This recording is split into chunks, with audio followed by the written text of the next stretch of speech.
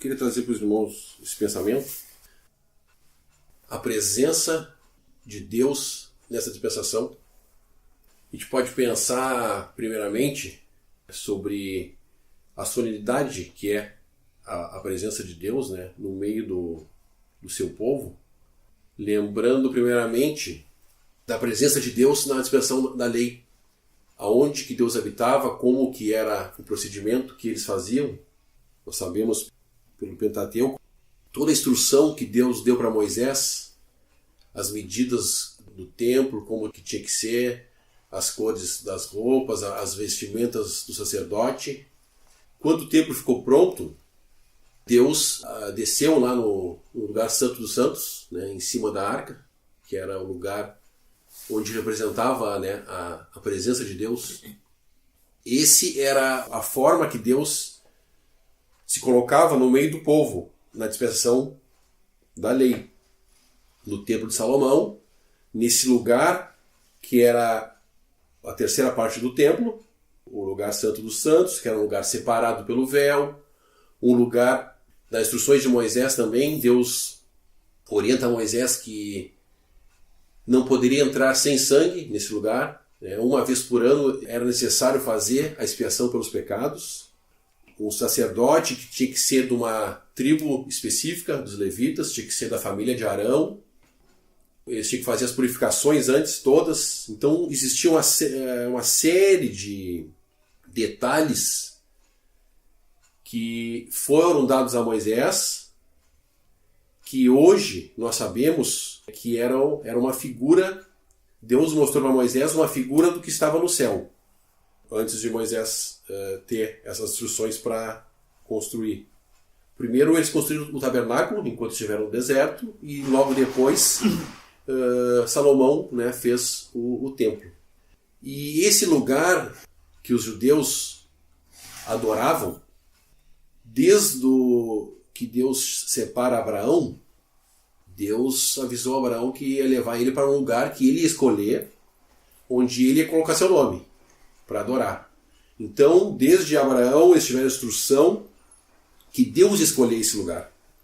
Então, não foram eles que escolheram esse lugar, onde construiu o templo. Foi Deus que escolheu desde o princípio a forma que ia ser, as medidas, quem que ia poder entrar, quem que não ia, quem que ia trabalhar. Nós temos tudo isso relatado, né, nos 5 primeiros livros da Bíblia, no Pentateuco. Então Deus habitava nesse lugar, o Santo dos Santos. O sumo sacerdote entrava uma vez por ano com o sangue para fazer a expiação dos pecados e para interceder pelo povo. Nós sabemos também que a figura desse sumo sacerdote também é uma figura do nosso Senhor Jesus. Em Hebreus, o autor da carta de Hebreus traz esse assunto, que o Senhor Jesus, ele não era descendente da tribo de Levi. Ele era sacerdote segundo a ordem de Melquisedeque. Então nós sabemos por essa passagem que todas as coisas ali no templo eram figuras do que Deus ia fazer mais na frente, né, no seu próprio Filho. Quando nós vamos ler o Velho Testamento, todos esses detalhes apontam para algum aspecto da obra do Senhor, da expiação que ele fez no Calvário futuramente. Então, quando nós estamos lendo o Velho Testamento, essa parte das medidas, de como que tinha que ser, tudo aponta para o nosso Senhor Jesus. Todas as coisas são figuras. Então, na dispensação da lei, Deus habitava nesse lugar, o Santo dos Santos. Apenas o sumo sacerdote tinha acesso, o povo chegava só nas outras áreas, que era a sala posterior ali, era a sala onde tinha os pães, os 12 pães, tinha os candelabros com o incensário, e antes tinha o pátio, que tinha as pias de bronze, tinha onde eles lavavam. Então todas essas coisas têm significado, têm figuras. Um livro muito bom que traz essas figuras é o Pentateuco do Mackintosh. É um livro muito bom, vai nos dando clareza assim, sobre essas figuras. Mas agora, trazendo para a nossa dispensação, pensando na nossa dispensação, para os judeus era solene. Eles eram diligentes em fazer, né, tudo como estava escrito na lei de Moisés. Eles eram diligentes. Houve várias vezes que eles estavam sendo negligentes no procedimento e Deus teve que disciplinar eles. Por exemplo, numa batalha que teve, o exército levou a Arca da Aliança à frente da batalha, colocando mais superstição no objeto do que realmente Deus queria apontar, né, que era para Cristo. E aí vai que Deus vai disciplinar eles, eles vão perder a batalha, eles vão perder a arca para os inimigos, e depois eles vão buscar a arca de uma forma errada, Deus não vai deixar, né? Deus estava restaurando as coisas. E todas as vezes que eles eram restaurados, eles vinham buscar na lei, né, como que teriam que ser as coisas.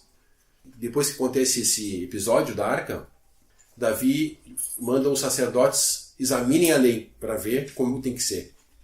Desde aquela dispensação, eles já tinham as instruções na palavra de Deus. Se alguém quisesse adorar da forma correta o judaísmo, ele teria todas as instruções na palavra, né? Deus nunca deixou eles sem as instruções.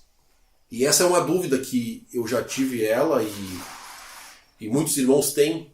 Nós citamos hoje os irmãos que estão se apartando do sistema religioso, querem fazer a vontade do Senhor, de como fazer, né? Como adorar, como obedecer a Deus, onde fazer. Então, nessa dispensação, Deus também nos deixa as instruções necessárias de como fazer. Podemos abrir então Mateus, uma passagem bem conhecida, Mateus 18, versículo 20. Porque onde estiverem 2 ou 3 reunidos em meu nome, aí estou no meio deles. O contexto aqui nós não vamos entrar, mas o Senhor Jesus, nessa resposta, ele fala onde ele ia se colocar após ser passada a dispensação judaica, aonde que ele ia estar presente. Porque lá no judaísmo, no templo, Deus realmente se colocava presente nesse lugar santíssimo. Tanto que a primeira vez que eles fizeram o sacrifício, Deus desceu lá. E era um lugar que, se entrasse sem sangue, morria. Nós temos o exemplo também, 2 filhos, os primeiros filhos de Arão, eles levaram um fogo estranho para acender os incensários. Eles não fizeram da forma que Deus tinha falado e os 2 morreram. Eles foram julgados ali por Deus. Então, é um lugar solene, é uma coisa muito séria. Então, como os judeus rejeitaram o seu Messias, e Deus vai passar agora o testemunho que durante muito tempo quem levou foram os judeus, foram o povo que Deus separou e tratou com eles e se revelou para eles, né? Deus, pela rejeição do seu próprio filho, Deus agora vai passar esse testemunho para outro lugar. E o Senhor está dando aqui a direção em relação a onde é esse lugar. Aonde vai ser esse lugar. Porque onde estiverem 2 ou 3 reunidos em meu nome, aí estou no meio deles. Então essa promessa aqui é uma promessa solene. É uma coisa solene. Quando nós estamos reunidos no domingo para partir o pão, o Senhor vai cumprir essa promessa aqui.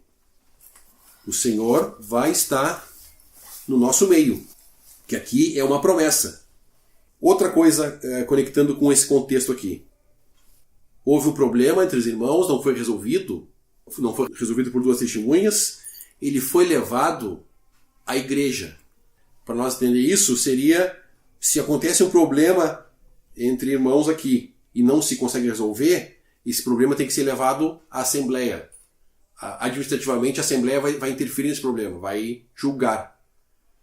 Então, o contexto aqui, esses 2 ou 3 reunidos em meu nome, não é qualquer lugar.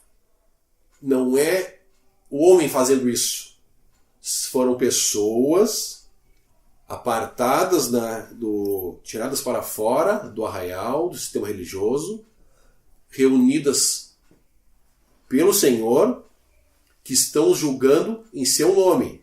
Existe uma distorção do que o Senhor Jesus falou em relação a tudo que pedires em meu nome, tudo que fizeres em meu nome, Deus aprova. O homem acha que toda a vontade dele, e no final ele fala em nome de Jesus, Deus vai aprovar. Mas não são bem assim as coisas. Aqui, as questões que essa Assembleia vai julgar são questões que o próprio Senhor dá autoridade para esses 2 ou 3 julgarem. Nós podemos voltar um pouquinho no versículo 18. Aqui é o próprio Senhor que está falando. Em verdade vos digo que tudo o que ligardes na terra será ligado no céu, e tudo o que desligardes na terra será desligado no céu. Também vos digo que se 2 de vós concordarem na terra acerca de qualquer coisa que pedirem, isso lhe será feito por meu Pai que está nos céus. Porque onde estiverem 2 ou 3 reunidos em meu nome, aí estou no meio deles. Então, isso aqui é autoridade local de uma assembleia delegada pelo próprio Senhor. E nesse lugar, o Senhor se coloca no nosso meio. Então, é distinto do judaísmo nisso. No judaísmo, uma pessoa só poderia contemplar a presença de Deus no caráter de adoração em Jerusalém, no Templo de Salomão, nesse lugar onde Deus habitava. Agora, na dispensação da graça, a pessoa, para contemplar a presença de Deus, aonde que a pessoa vai ir? Em que lugar que a pessoa vai ir? Não é mais num templo ou um lugar físico. Lá era um lugar físico visível aos olhos. Agora é um lugar onde o Senhor se coloca presente. Um lugar onde o Senhor reúne as pessoas em torno dele e ele se coloca presente. Então não ficou limitado agora a um lugar geográfico, como era na dispensação passada, aonde o Senhor salvar pessoas. Esses salvos foram buscar na sua palavra, dirigidos pelo Espírito Santo, eles vão ser direcionados a esse lugar. Que lugar? Esse centro de comunhão onde o Senhor coloca o seu nome. Nós conhecemos isso como a mesa do Senhor. Nós podemos ler 1 Coríntios 10 só para ter uma base bíblica sobre a mesa do Senhor. 1 Coríntios 10, versículo 15. Falo como a sábios, julgai vós mesmos o que digo. Porventura, o cálice de bênção que abençoamos não é a comunhão do sangue de Cristo? O pão que partimos não é, porventura, a comunhão do corpo de Cristo? Porque nós, sendo muitos, somos um só pão e um só corpo. Porque todos participamos do mesmo pão. Vede Israel, segundo a carne, os que comem os sacrifícios não são, porventura, participantes do altar? Mas que digo? Que o ídolo é alguma coisa? Ou que o sacrifício ao ídolo é alguma coisa? Antes digo que as coisas que os gentios sacrificam, as sacrificam aos demônios, e não a Deus. E não quero que sejam participantes com os demônios. Não podeis beber o cálice do Senhor e o cálice dos demônios. Não podereis ser participantes da mesa do Senhor e da mesa dos demônios. Então aqui fala participantes da mesa do Senhor. Então, o Senhor Jesus, ele tem uma mesa, um lugar de comunhão que é dele. Isso é muito confundido. Não são mesas de homens, né? Não é na força do homem que vai se manter esse lugar, não vai ser na força humana. O próprio Senhor que mantém isso. Como ele mantém isso? Como que o Senhor mantém isso? Porque ele se coloca no meio. Eu já ouvi exemplos, né, que nós pensar numa roda de bicicleta, todos os raios eles vão para o centro. Então nós estamos ligados uns aos outros porque nós estamos ligados no Senhor Jesus. Então esse lugar é um lugar onde se tem comunhão, onde a autoridade do Senhor ela vai prevalecer, a autoridade delegada pelo Senhor ela vai prevalecer, porque o Senhor delega a autoridade a esse lugar, por causa da sua presença. Então é um lugar onde o Senhor se coloca no meio. E a força que reúne, que mantém essas pessoas reunidas, é o Espírito Santo, através da palavra de Deus, nos mostrando, né? Então, como eu falei, citei que no templo é um lugar físico, agora nós temos um lugar que nós temos que olhar com os olhos da fé.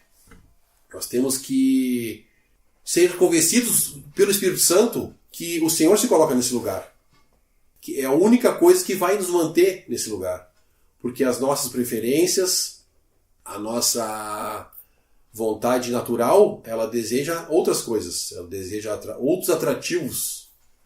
Essa atração para o Senhor Jesus é o Espírito Santo que produz em nós. E é essa atração que mantém as pessoas, esses 2 ou 3 reunidos, ao seu nome. É um lugar de privilégio, é um lugar que nós temos aprendido, né, que só o Senhor tem a preeminência. É um lugar de privilégio porque nós não merecíamos estar aqui. Nós somos assentados nessa mesa pela obra executada pelo nosso Senhor Jesus. Em Hebreus tem um versículo, Hebreus 2, versículo 10. Porque convinha que aquele para quem são todas as coisas, e mediante quem tudo existe, trazendo muitos filhos à glória, consagrasse pelas aflições o príncipe da salvação deles. Porque assim o que santifica, como os que são santificados, são todos de um, por cuja causa não se envergonha de lhes chamar irmãos, dizendo: anunciarei o teu nome a meus irmãos e cantar-te-ei louvores no meio da congregação. Então aqui fala do nosso Senhor Jesus e está dizendo que nesse lugar onde o Senhor Jesus se coloca, ele está cantando conosco. Cantarei louvores no meio da congregação. Então aqui fala a congregação, né, pensando, né, que a distinção anteriormente, na dispensação passada, Deus colocava o seu nome e habitava no templo. E hoje, né, o privilégio que nós temos, essa carta de Hebreus distingue as diferenças de uma dispensação e outra. E sempre fala, né, melhores promessas, melhores esperanças. Essa dispensação é sempre melhor do que a passada. E nesse sentido, nós podemos pensar, né, que os judeus tinham medo de entrar naquele lugar lá, no lugar santo dos santos. Tinham medo. Eles tinham que fazer os sacrifícios. Cometiam o pecado, tinham que fazer sacrifícios. Mas agora, por graça, nós entendemos que o sacrifício já foi feito uma vez no Calvário. Nós lemos aqui, no versículo 10, trazendo muitos filhos à glória. Então esse sacrifício alcançou muitos de nós, por graça. O irmão orou hoje, né, que entender esse sacrifício, entender a graça de Deus, nós sabemos que é só por revelação de Deus mesmo, como o Senhor fala para Pedro, quando Pedro confessa ele como Cristo, Filho de Deus vivo. Nós temos visto que muitas pessoas não alcançam isso, né, entender, que não tem como nós fazermos nada para alcançar a salvação, né? É um dom de Deus, literalmente, né? Deus nos dá de graça e nos traz a glória, uma posição que nós somos colocados agora. Então, em contraste com o judaísmo, só o sumo sacerdote entrava naquele lugar lá, mas ele não entrava com tranquilidade e com paz, ele entrava com medo, porque ele poderia morrer. Poderia ser que Deus não aceitasse aquele sangue. Mas nessa dispensação, nesse lugar, nós nos assentamos com paz, com tranquilidade, sabendo que Deus já aceitou o sacrifício. Temos prova disso pela ressurreição do nosso Senhor Jesus. Ele ressuscitou o terceiro dia. Deus dando provas assim, né, que o sacrifício foi aceito. Os pecados foram pagos pelo nosso Senhor Jesus na cruz. E agora nós temos o privilégio de nos assentar a essa mesa, nos achegar a esse lugar. Então esse exercício de saber onde é esse lugar é um exercício individual que cada um de nós teve que ter, os que já estão assentados com o Senhor, para poder enxergar, né, com os olhos da fé, onde o Senhor se coloca. É um exercício como Abraão teve quando Deus chama Abraão. Vem que eu vou te levar para um lugar que eu vou colocar meu nome. Abraão pegou e saiu, sem saber para onde ia. A maioria dos irmãos se apartam sem saber, né, como fazer, para onde ir. Nós cantamos também no início da reunião sobre o nosso pastor, que nós temos um pastor que ele está atento a todas as ovelhas, né, falando assim figuradamente, que ouvem a sua voz, que são atraídas pela voz do pastor e que querem chegar a esse lugar. E para nós conseguir alcançar esse lugar, como foi citado, né, nós temos que ter um olhar de fé e perguntar para o próprio Senhor aonde que é esse lugar. Às vezes nós podemos estar vindo com nossos irmãos, conduzidos por nossos irmãos, mas só o Senhor pode nos mostrar o lugar, esse lugar. Então o exercício que cada um deve ter, aqueles irmãos ainda que não encontraram, deve ser perguntar para o Senhor: onde, Senhor, queres? Aonde, Senhor, queres? Porque Ele que fala aonde Ele estaria. Onde estiverem 2 ou 3 reunidos em meu nome, ali estarei no meio deles. Eu queria falar um pouquinho também do privilégio, né, que é estar nesse lugar. É um privilégio muito grande. Hoje, no meio da confusão que nós vivemos, sabendo, né, que nós estamos vivendo Laodiceia, um tempo de mornidão, confusão. A maioria de nós veio do sistema religioso, a gente sabe a confusão que existe. Então é um privilégio altíssimo poder fazer as coisas com entendimento, entender a salvação, que não é por obras, e fazermos as coisas para Deus, para o Senhor Jesus, por amor, sem interesse. Vou fazer para ser salvo. Né? E não entendendo a graça de Deus, que é um dom, que é misericórdia, e podendo fazer as coisas que o Senhor Jesus nos pediu, né? Fazer isso em memória de mim até que eu venha, poder abrir as Escrituras nesse lugar com a presença do Espírito Santo, porque o Espírito Santo também se coloca presente aqui para nos dirigir, nos conduzir. É uma pessoa da divindade, habita em nós individualmente, mas nesse lugar onde o Senhor se coloca no meio, o Espírito Santo se faz uma presença especial, dirigindo os irmãos, dirigindo nossos pensamentos, apontando para nosso Senhor Jesus. Então é um lugar de privilégio. Deus tem sido muito gracioso, né? Tanto tempo se passou, a ruína instalada, falhamos no testemunho, igualmente como o povo judeu falhou, eles não receberam o seu Messias. Hoje nós sabemos que o Senhor Jesus está fora do testemunho, não pode estar presente no testemunho, porque envolve muitas coisas, né? Deus é um Deus santo. Essa presença de Deus envolve julgamento das coisas. Então esse lugar onde o Senhor se coloca, é necessário haver o julgamento. Lá em 1 Coríntios 11, é bem claro, nós não seríamos julgados se nós julgássemos as coisas. Então esse lugar onde o Senhor se coloca, o Espírito Santo vai conduzir ao julgamento, julgar o pecado, julgar a doutrina, julgar o que é falado, pela presença do nosso Senhor Jesus. A presença do Senhor requer a santidade. Sede santos como eu sou santo, né? A palavra nos diz.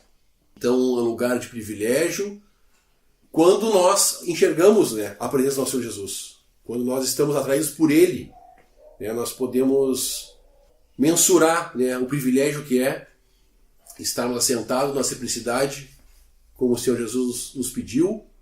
Quanto mais se avança, né, o tempo, quanto mais se aproxima a volta do nosso Senhor Jesus, e descansar, né, que temos um Salvador, um pastor, fazer as coisas com paz, com tranquilidade, podendo fazer a vontade de Deus, né, no meio da ruína. Mesmo no meio da ruína, Deus vai prover a todos aqueles que quiserem saber aonde esse lugar e quiserem fazer a vontade de Deus, Deus vai prover que se acheguem e se assentem a essa mesa, vai abrir os corações, vai dar entendimento e vai cuidar, né, de todos esses que o Senhor tem apartado, né, até a sua vinda. Só um pensamento, enquanto o irmão estava falando aqui, foi aquela passagem onde o Senhor fala com a mulher samaritana também, sobre o lugar de adorar. e ela questiona o Senhor, e o Senhor ela fala, né, que era chegada a hora e a hora era aquela, né, em que nem no monte onde os judeus adoravam, aliás, nem no templo onde os judeus adoravam, nem no monte onde eram os samaritanos faziam adoração, seria o lugar, mas que o Senhor procurava aqueles que adoravam em espírito e em verdade. Então também só um pensamento em relação ao caráter de adoração que nós temos hoje, que é em espírito e em verdade, diferente do ritualismo que existia no tempo judaico, vamos dizer assim, onde tinha todo um cerimonial, todo um ritual, e a adoração era feita somente lá, como o irmão bem citou, era somente lá onde Deus se fazia presente. Hoje, apesar de não ser nesse caráter, Deus se fazer presente no âmbito individual, hoje não há separação, onde Deus é acessível, vamos dizer assim. Não presente, mas acessível. Ele é acessível hoje a todo aquele que crê, né? Acessível em adoração. Um dos caráteres também de adoração que podemos lembrar é o ápice da adoração, que hoje nós vemos muitos reflexos do judaísmo na religiosidade hoje, fazendo rituais como um ápice de adoração, como era lá na época. Havia o ritual, aquele momento era o momento da adoração, aquele momento era o que caracterizava a adoração. Era o ritual, era a preparação do sacrifício, a entrada do sacerdote no Santo dos Santos. Hoje não é mais assim. O ápice da adoração hoje podemos dizer até mesmo que é o quê?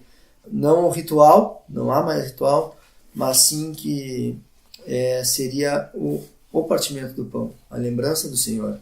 Esse poderia ser colocado como o ápice da adoração cristã hoje, né? Em espírito e em verdade, a lembrança do Senhor. Esse é o maior ato de adoração aqui que a gente pode fazer ao Senhor, é fazer aquilo que Ele nos pediu, que lembrasse dele.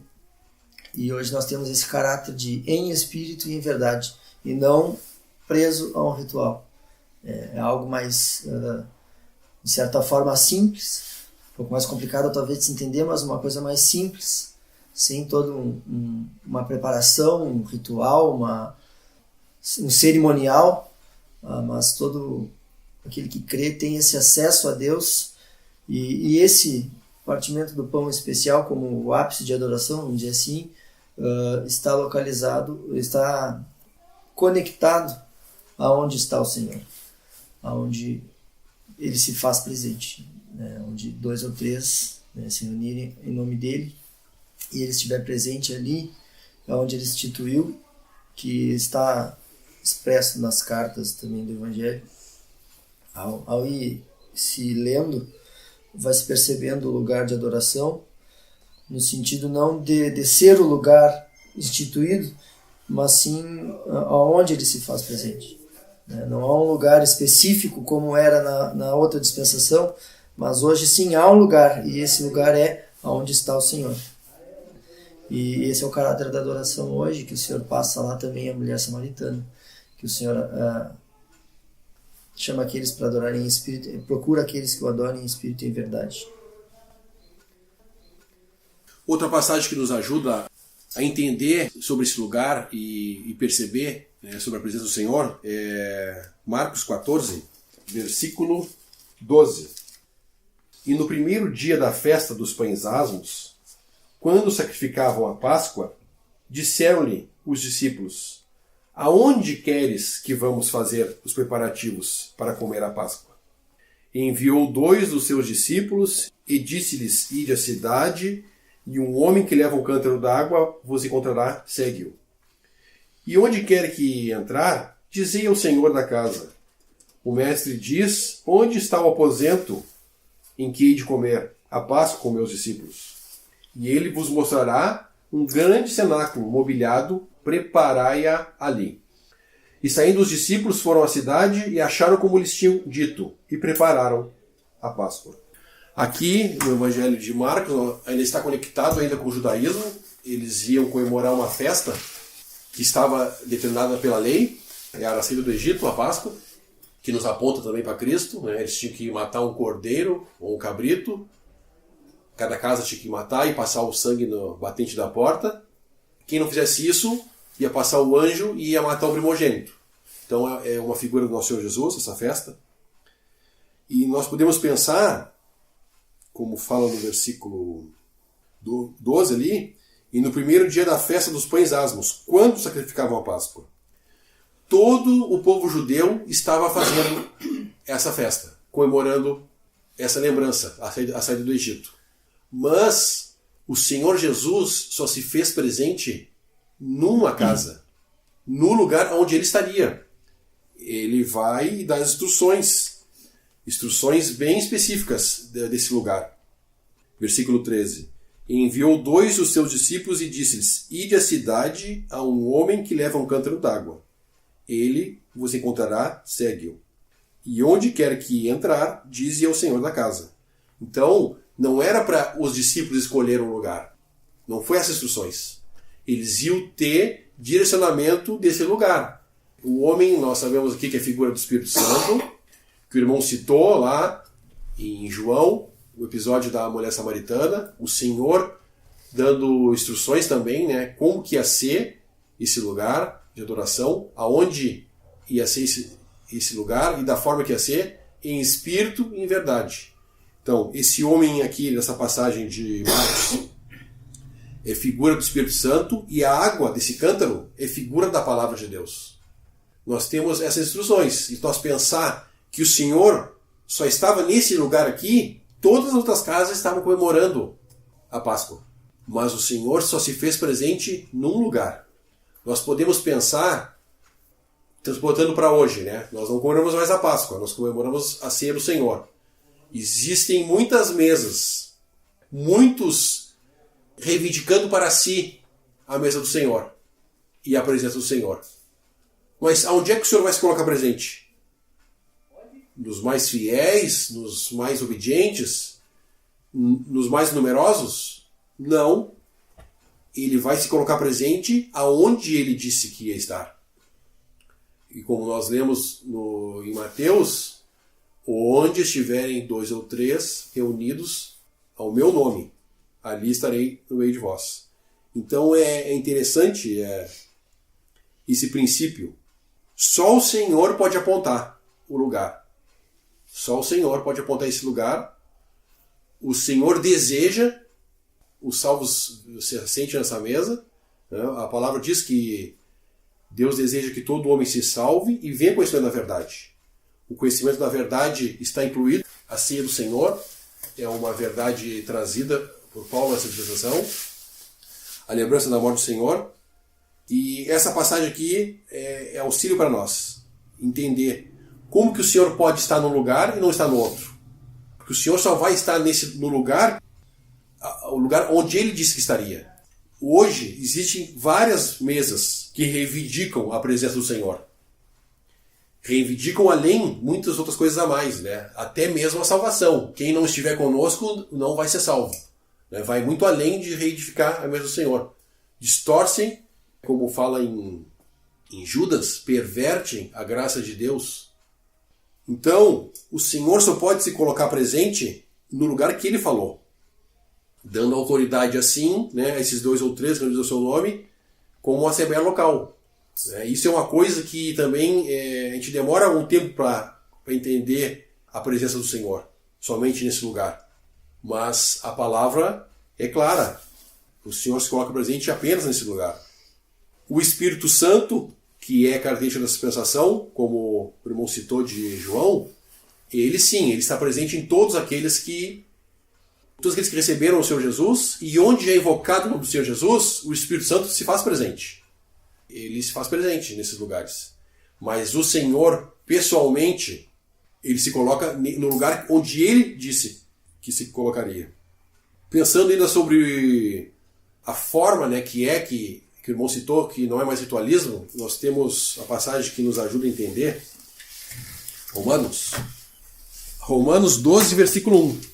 Rogo-vos, pois, irmãos, pela compaixão de Deus, que apresenteis o vosso corpo em sacrifício vivo, santo e agradável a Deus, que é o vosso culto racional.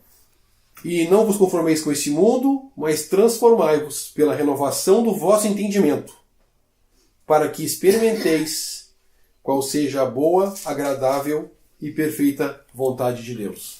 Então, logo que a gente chega nesse lugar, por misericórdia, a gente demora um tempo a entender, né, como que funcionam as coisas. O versículo 1 fala culto racional. E no versículo 2 fala em transformai-vos pela renovação do vosso entendimento, para que experimenteis qual seja a boa, agradável e perfeita vontade de Deus. Então a gente chega, né, acostumado com coisas visíveis, com estímulos exteriores, e agora nós vamos ser ensinados, né, pela palavra de Deus e pelo Espírito Santo a forma que nós podemos adorar a Deus. O irmão citou sobre o lugar de adoração, né, que não era em Jerusalém, que seria em espírito e em verdade. O Espírito Santo nos conduzindo pela verdade. A adoração que Deus recebe, os incensários lá no templo eram figura das orações e da adoração que subia. Qual é a adoração que sobe para Deus hoje? Não são as nossas obras, não é a nossa obediência. A adoração que Deus recebe é o que nós contemplamos do Senhor Jesus. Aqui fala racional e o nosso entendimento. Não é uma coisa descontrolada, não é um sentimento descontrolado, é uma racional, como fala aqui. Apresenteis o vosso corpo em sacrifício vivo, santo e agradável a Deus, que é o vosso culto racional. É o que nós contemplamos da obra do Senhor Jesus. É o amor de Deus que a gente contempla, né? Um pouquinho do amor que nós conseguimos contemplar, é isso que Deus vai receber.